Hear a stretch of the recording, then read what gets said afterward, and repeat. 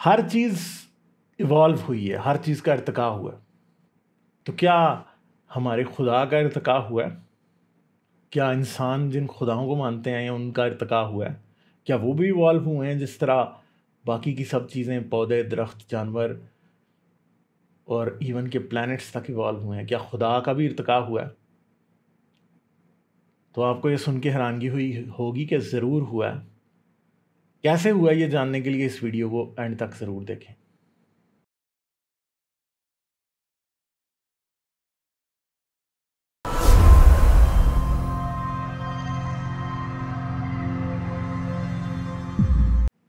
आदाब दोस्तों, मैं हूं गालिब कमाल और आप मुझे YouTube पे देख रहे हैं।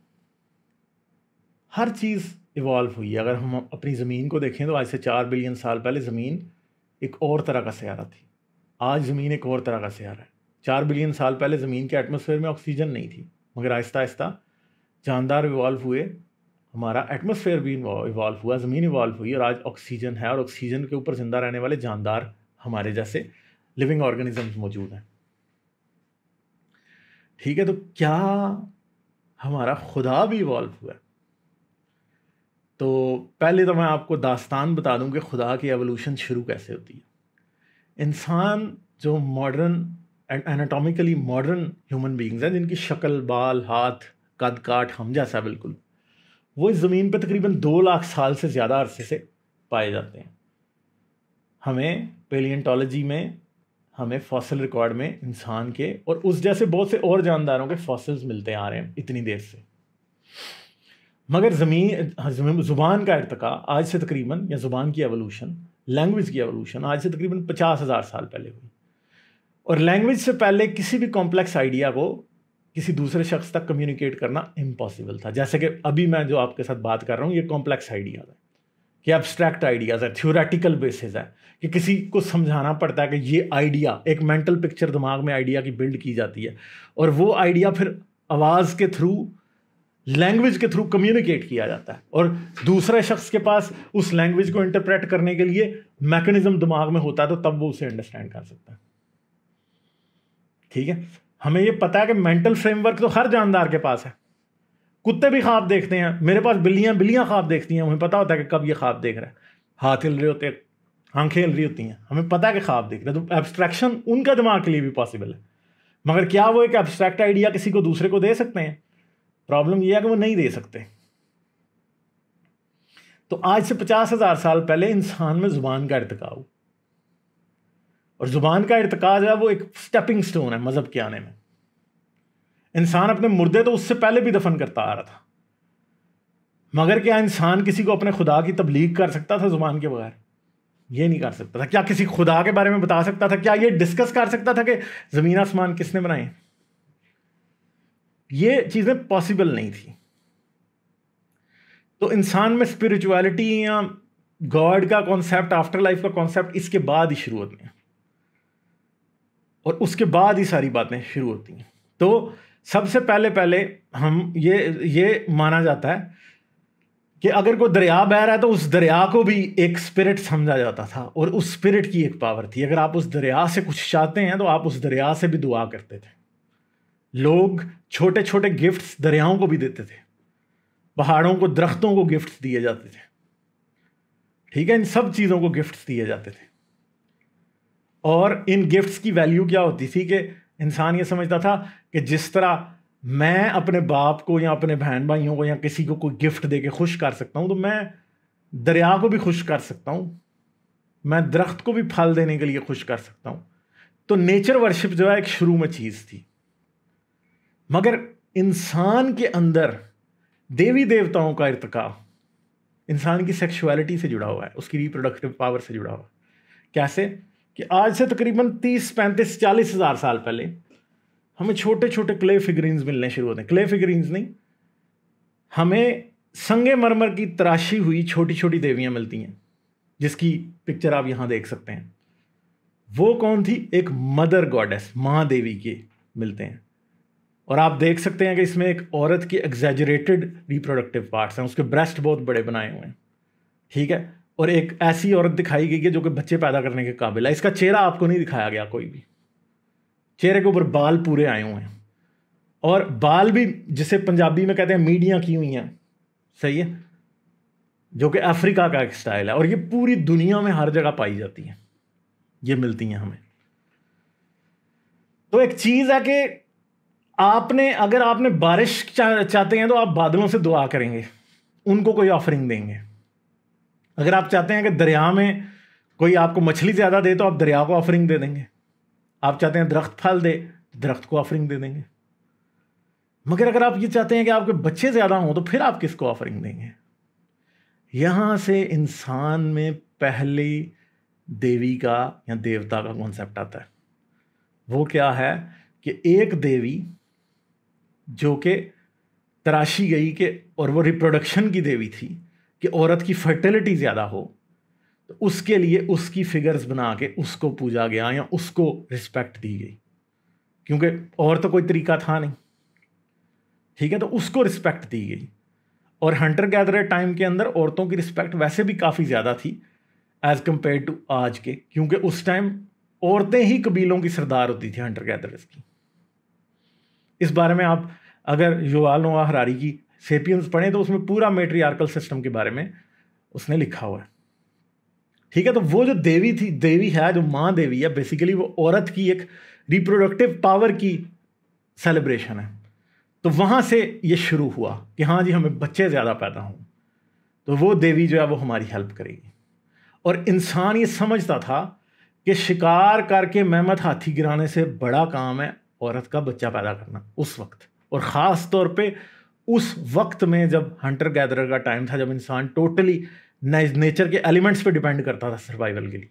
उस दौर में औरत जब एक प्रेग्नेंट हो के 9 महीने जंगलों के अंदर अपने बच्चे पैदा करती थी तो that was considered a true miracle, ठीक है। तो फिर क्या था, ये वो चीज़ें थी जो कि जिधर से पहली देवी देवता का कॉन्सेप्ट शुरू हुआ, और ये इसी तरह चलता रहा हंटर गैदरर टाइम के अंदर। आइस एज थी, इंसान छोटे छोटे ग्रुप्स में रहते थे, बहुत ज़्यादा नेचर के एलिमेंट्स पे डिपेंड करते थे, मुश्किलात बहुत ज़्यादा होती थी, तो इसलिए उनका बिहेवियर इस तरह का था।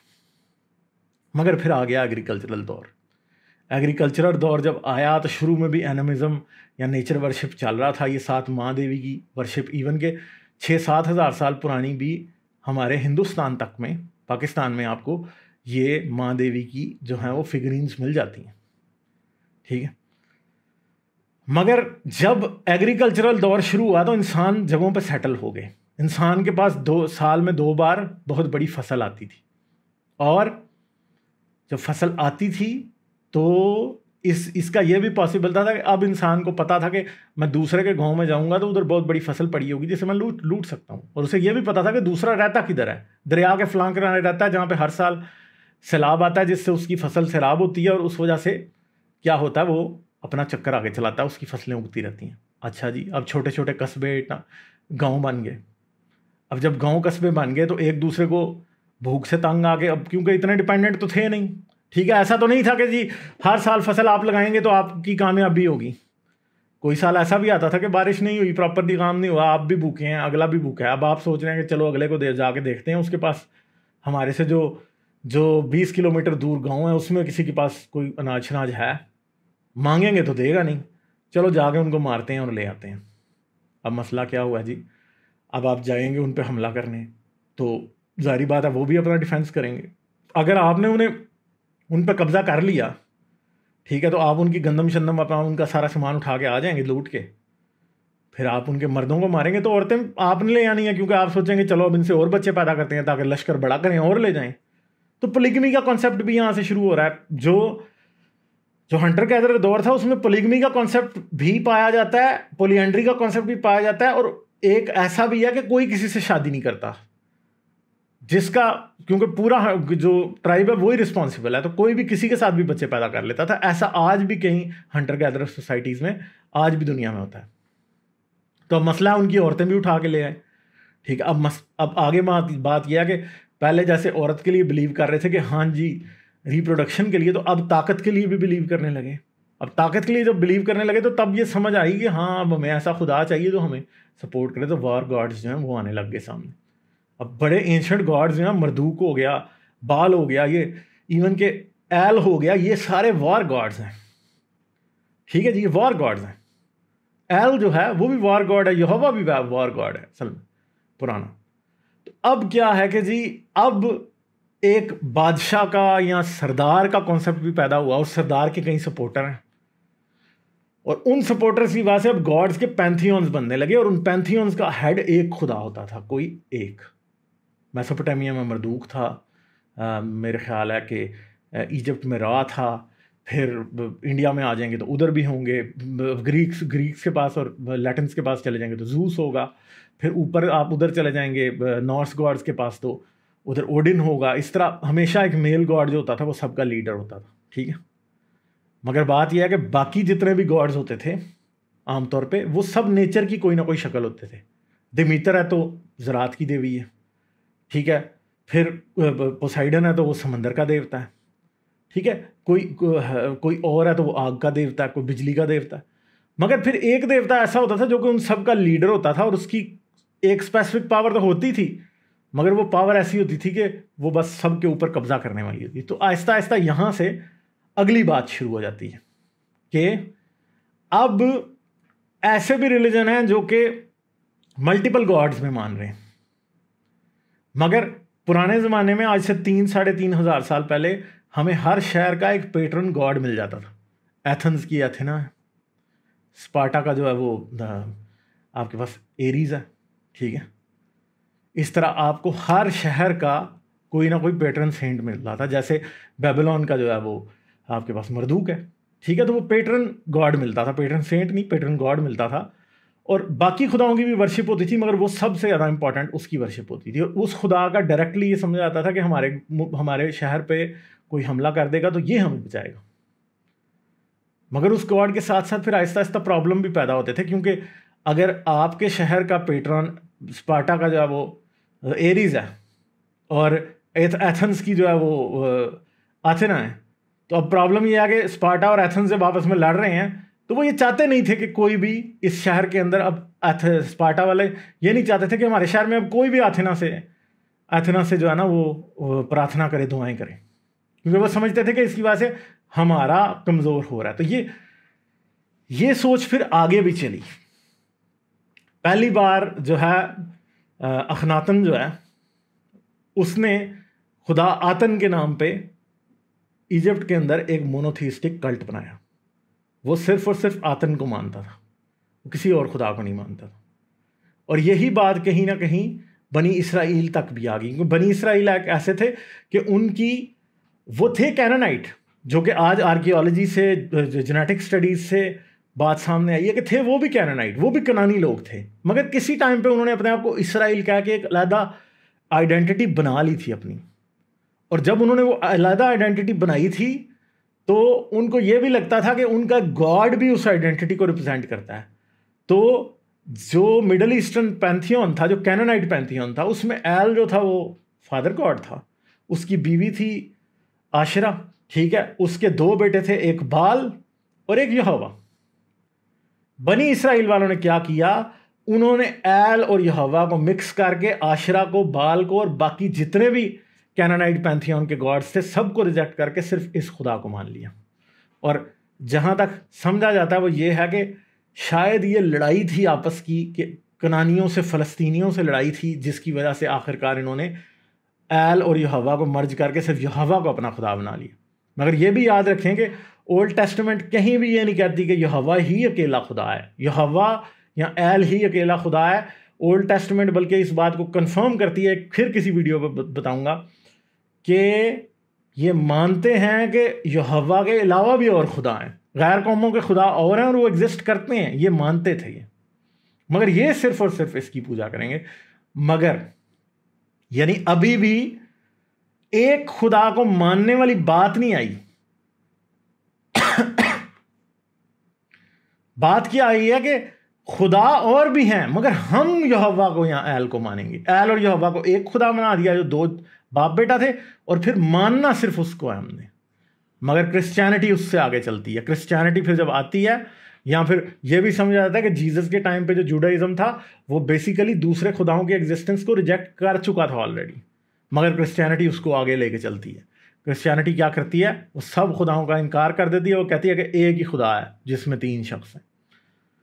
ठीक है जी। फिर इस्लाम आता है, फिर वो उससे भी आगे चलता है कि एक ही खुदा है, उसमें कोई 3 शख्स नहीं है, वो एक ही है, अल्लाह अहद अल्लाह समद लम यलिद व लम यूलद।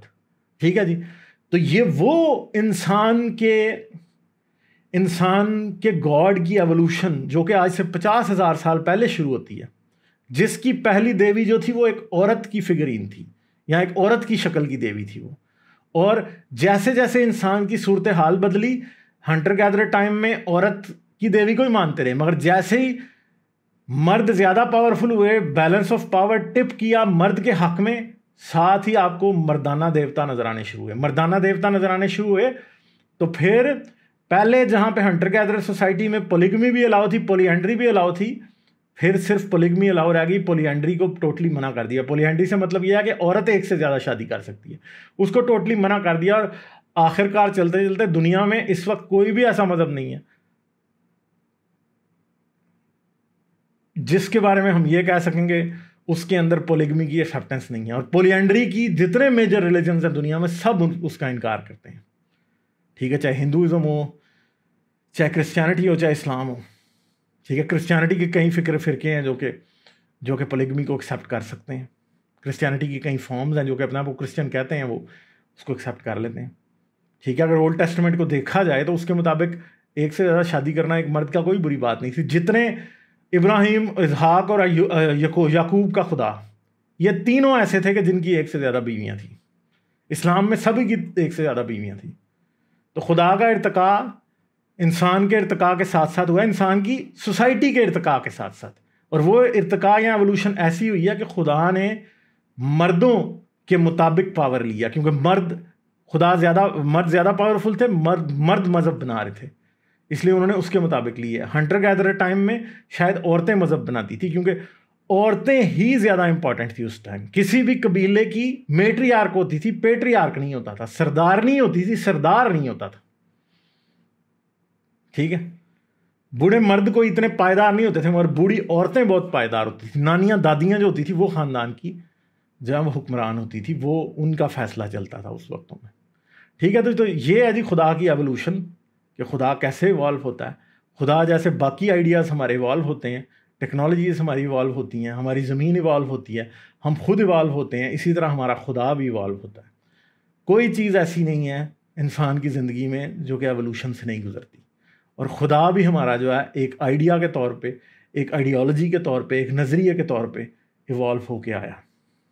ठीक है जी, तो अपना बहुत ख्याल रखिएगा। जाने से पहले वीडियो को लाइक कर दें, कमेंट भी ज़रूर करके जाइएगा। आप लोग मुझे पेट्रियन पे सपोर्ट कर सकते हैं, पेट्रियन का लिंक इस वीडियो की डिस्क्रिप्शन में है। पेट्रियन की सपोर्ट बहुत इंपॉर्टेंट है। चलें, अपना ख्याल रखिएगा। मेरी तरफ से आदाब। लाइक, शेयर और सब्सक्राइब करना मत भूलें। इसके साथ साथ आप मेरे चैनल को पेट्रियन पर सपोर्ट कर सकते हैं। पेट्रियन का लिंक वीडियो की डिस्क्रिप्शन में है।